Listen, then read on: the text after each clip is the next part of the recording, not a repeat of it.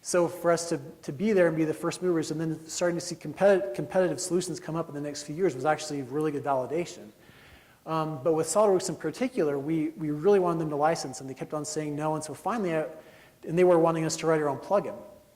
But by this point, I'd realized that writing a plugin is much more than just doing the research and development.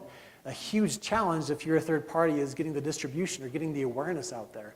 Because these software companies have channels that you can plug into, but all those resellers have quotas from this main company, and just getting mind share is really, really hard as a third party, even if you have a really good software product.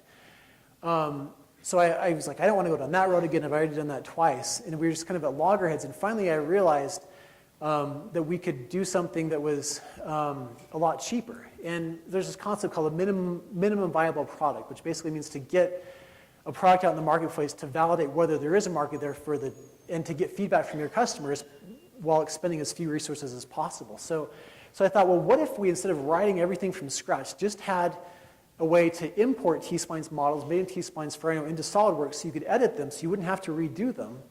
And then you could just push that downstream.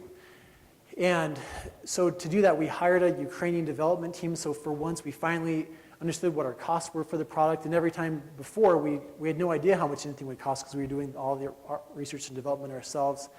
We had them create this prototype, and we went to the big SolidWorks World Trade Show. And it was a huge hit. Everyone was coming by.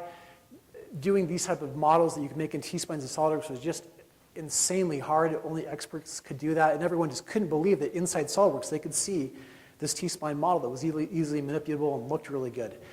And they all asked, but they were all really disappointed that you couldn't create it from scratch. But that was exactly what we wanted to hear, because we wanted to get the validation that we should go ahead and write a fully featured product for SolidWorks. So armed with that data, we redoubled and started writing this fully featured model for SolidWorks. And our plan for taking over the industry was starting to be realized. We were firmly entrenched in one industry. We had a lot of play in the next, a lot of opportunity in the next industry, and we were really excited.